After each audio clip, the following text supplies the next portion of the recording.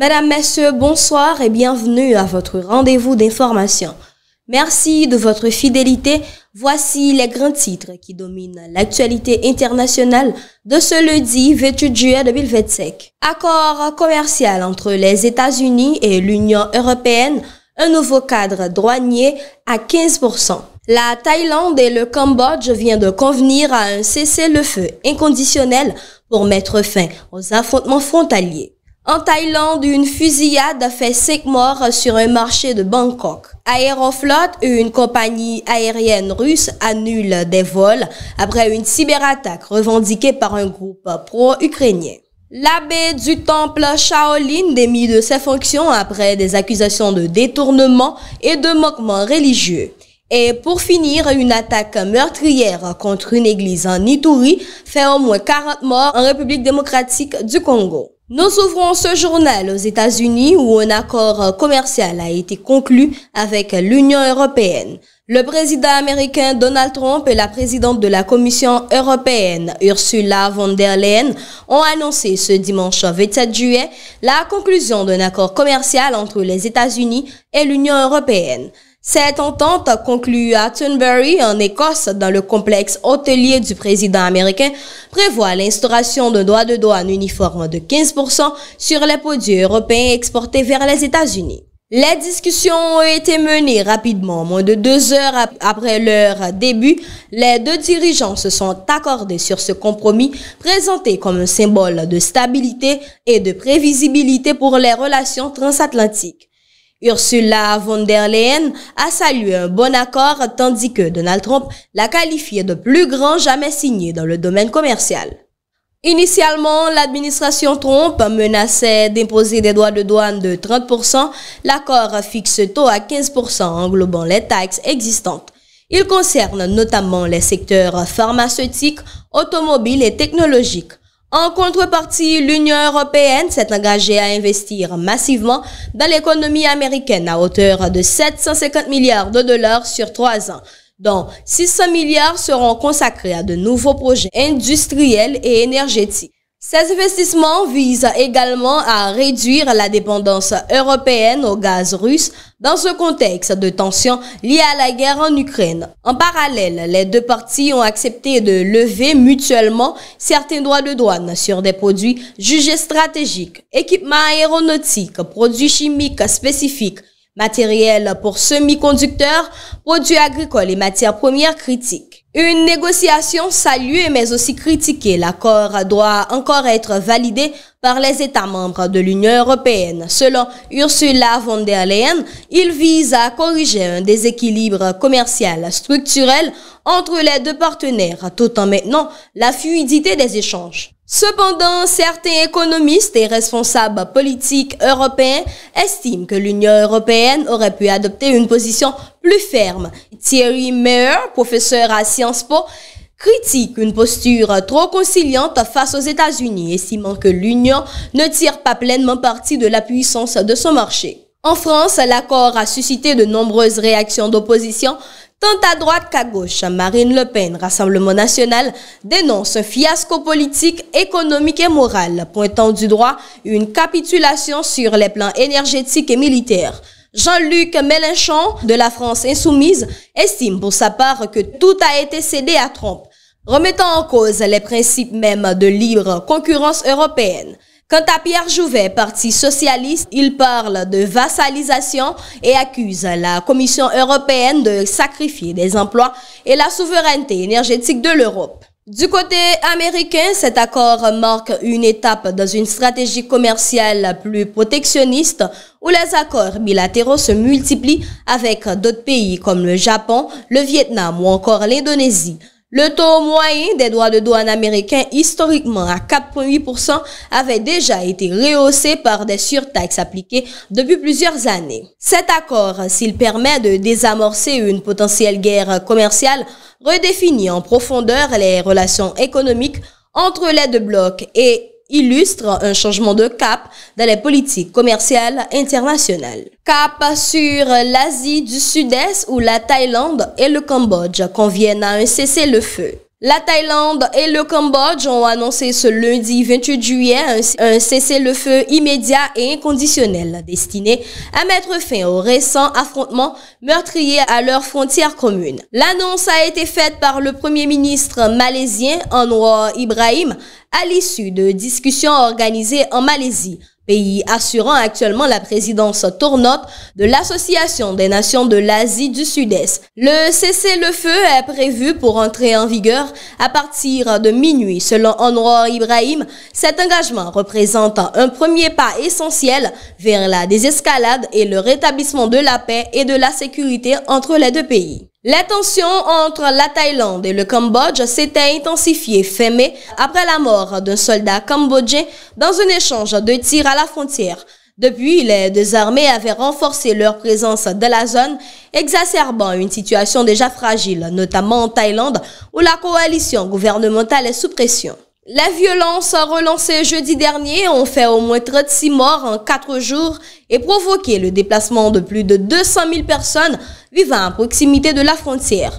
Les deux gouvernements s'accusent mutuellement d'avoir initié les hostilités. Le premier ministre cambodgien Hun Manet a salué les résultats des pourparlers, les qualifiant de base pour la reprise des discussions bilatérales et pour un retour à la normale dans les relations entre les deux pays. Son homologue thaïlandais par intérim, Phumtham Wechayachai, a assuré que le cessez-le-feu serait respecté de bonne foi par les deux parties. Ce développement marque un tournant de la gestion de la crise, alors que la communauté internationale appelait déjà depuis plusieurs jours à un arrêt immédiat des combats. Bangkok sous le choc après une fusillade meurtrière faisant 5 morts. Une fusillade a fait 5 morts sur un marché de Bangkok. Un homme armé a tué 5 personnes ce lundi sur un marché de Bangkok avant de se donner la mort, selon les autorités thaïlandaises. L'incident s'est produit au marché Orthokor, situé dans le district de Bang Sue, dans la capitale thaïlandaise. D'après le commandement en chef du bureau de la police métropolitaine, Siam Bunsom, le tireur a d'abord abattu 3 agents de sécurité, puis une 4e personne avec laquelle il entretenait un différent personnel. Il a ensuite poursuivi son attaque sur le marché, tuant une commerçante et en blessant une autre, avant de retourner l'arme contre lui. Une vidéo diffusée par la police montre un suspect portant un chapeau blanc et un sac en bandoulière marchant sur le parking du marché.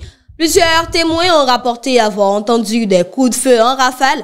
Parmi eux, Drong Napa Yoon Siri, 38 ans, a déclaré avoir immédiatement quitté les lieux avec ses proches et alerté les forces de l'ordre. Les autorités précisent qu'aucun touriste ne figure parmi les victimes. Le marché Orthokor est principalement fréquenté pour l'achat de produits agricoles. Ce drame intervient dans un contexte de préoccupation persistante autour de la violence armée en Thaïlande, où les incidents impliquant des armes à feu sont relativement fréquents. En octobre 2023, un adolescent de 14 ans avait ouvert le feu dans un centre commercial du centre de Bangkok, tuant 2 personnes et en blessant 5 autres. Un an plus tôt, une attaque à l'arme blanche menée par un ancien policier dans une crèche avait coûté la vie à 36 personnes, dont 22 enfants. Ces événements soulèvent une nouvelle fois des inquiétudes quant à la prolifération des armes à feu dans le pays et à leur impact sur la sécurité publique. Pendant que la Thaïlande fait face à une tragédie meurtrière, la Russie, elle, doit gérer une attaque numérique contre Aeroflot. La compagnie aérienne nationale russe Aeroflot a été contrainte d'annuler plus de 40 vols ce lundi à la suite d'une importante cyberattaque revendiquée par un groupe de pirates informatiques pro-ukrainiens. L'incident, qui a paralysé une partie des systèmes informatiques de la compagnie, a également provoqué le retard d'au moins une dizaine d'autres vols, selon les autorités. Le Kremlin a qualifié la situation de préoccupante et le parquet a confirmé l'ouverture d'une enquête criminelle. Le député russe Anton Gorelkin a évoqué une attaque numérique contre la Russie et estimé que les auteurs pourraient être liés à des États hostiles. La cyberattaque a été revendiquée par un groupe nommé Silent Core qui affirme avoir agi en collaboration avec le collectif biélorusse Cyberpartisan Dans un communiqué circulant sur les réseaux, ces pirates déclarent avoir mené une opération d'1 an contre les systèmes d'Aeroflow, détruisant plus de 7000 serveurs et accédant aux ordinateurs personnels de plusieurs cadres de l'entreprise. Ils menacent désormais de publier les données personnelles de tous les passagers ayant voyagé avec Aeroflow. Reuters, qui a relayé l'information, n'a pas pu vérifier de manière indépendante l'authenticité de ces revendications. L'Ukraine, de son côté, n'a pas réagi publiquement à cette attaque. Les vols annulés concernaient principalement des destinations domestiques, mais aussi des liaisons vers Minsk, Biélorussie et Èvre en Arménie. L'incident survient alors que de nombreux Russes prennent leur congé d'été, provoquant la colère de passagers bloqués dans les aéroports, notamment à Volgograd et Moscou. Plusieurs se sont plaints sur les réseaux sociaux de l'absence d'informations et de l'inaccessibilité des services clients d'Aeroflow. La compagnie a indiqué que ses équipes techniques travaillaient à la restauration des systèmes informatiques et qu'un remboursement ou un échange de billets serait possible dès que les services seraient rétablis. Elle tente également de réacheminer certains passagers vers d'autres compagnies. Depuis le début de la guerre en Ukraine en février 2022, les cyberattaques contre les infrastructures russes se sont multipliées. Silentco aurait déjà revendiqué des attaques similaires contre des entités publiques et privées en Russie, y compris des bases de données, des services de télécommunications et une filiale du constructeur automobile Kia. Malgré les restrictions liées aux sanctions internationales, Aeroflow reste l'une des 20 premières compagnies aériennes mondiales en nombre de passagers, avec plus de 55 millions transportés en 2023. Et tandis que la Russie enquête sur une intrusion informatique en Chine, c'est un scandale moral et financier qui secoue le temple Shaolin. L'abbé du temple Shaolin démis de ses fonctions après des accusations de détournement et de manquement religieux. Shi Yongzin, abbé du célèbre temple Shaolin et figure emblématique du bouddhisme chinois à l'international, va être officiellement démis de ses fonctions. L'Association bouddhiste de Chine, institution sous tutelle du Parti communiste chinois, a annoncé ce lundi 28 juillet le retrait de son certificat d'ordination monastique en raison de graves infractions aux règles bouddhistes et de soupçons de détournement de fonds. Une enquête conjointe est actuellement menée par plusieurs services, notamment pour des faits de détournement de ressources destinées à des projets du temple et d'appropriation de biens matériels. Shi Yongzin est également accusé d'avoir entretenu des relations avec plusieurs femmes avec lesquelles il aurait eu des enfants, ce qui constitue une violation directe des vœux monastiques. Dans un communiqué, l'Association bouddhiste de Chine a estimé que ces agissements étaient extrêmement préjudiciables à la réputation de la communauté religieuse et a exprimé son soutien aux mesures légales engagées. Ce n'est pas la première fois que Shi Yongzin fait l'objet d'accusations. En 2015, d'anciens moines et des médias d'État avaient déjà dénoncé son train de vie luxueux, la possession de voitures de prestige et des détournements présumés de fonds liés à une société affiliée au temple. À l'époque, le monastère avait rejeté ces accusations, évoquant des calomnies. Âgé de 59 ans, Shi Yongzin avait été nommé abbé en 1999. Il est reconnu pour avoir joué un rôle clé dans la diffusion mondiale du Kung Fu Shaolin et du bouddhisme zen à travers la création de nombreuses entreprises et centres affiliés à l'étranger. Toutefois, son approche axée sur la commercialisation du temple a suscité de nombreuses critiques tant au sein de la communauté religieuse que parmi le grand public. Ancien vice-président de l'Association bouddhiste de Chine, il a également été membre de l'Assemblée nationale populaire, l'organe législatif du pays. L'affaire a généré une large réaction sur les réseaux sociaux chinois. Sur la plateforme Weibo, le mot-clé associé à l'enquête avait été consulté plus de 560 millions de fois dès ce lundi matin, témoignant d'un vif intérêt du public pour ce dossier mêlant religion, pouvoir et argent. Et pour clore ce journal, direction la RDC, décès de 40 personnes suite à une attaque meurtrière contre une église.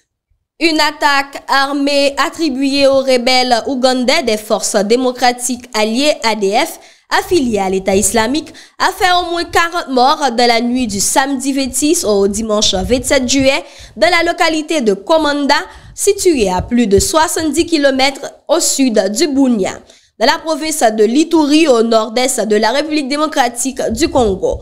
Une quinzaine de personnes ont également été blessées selon un bilan provisoire. L'incident s'est produit aux alentours de 1h du matin. D'après plusieurs témoignages recueillis sur place, les assaillants ont pris pour cible l'église catholique de la paroisse bienheureuse à Noirit, où une trentaine de fidèles étaient rassemblés pour préparer une croisade eucharistique prévue le jour même. Les victimes ont été tuées par balle ou à l'arme blanche à l'intérieur même du lieu de culte.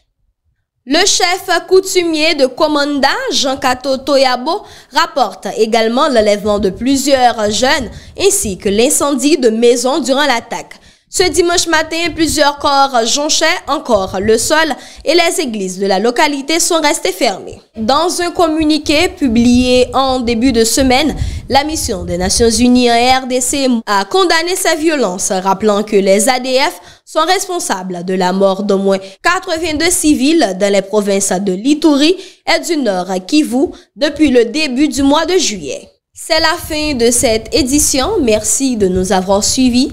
Restez connectés pour d'autres mises à jour. Très bonne soirée à toutes et à tous.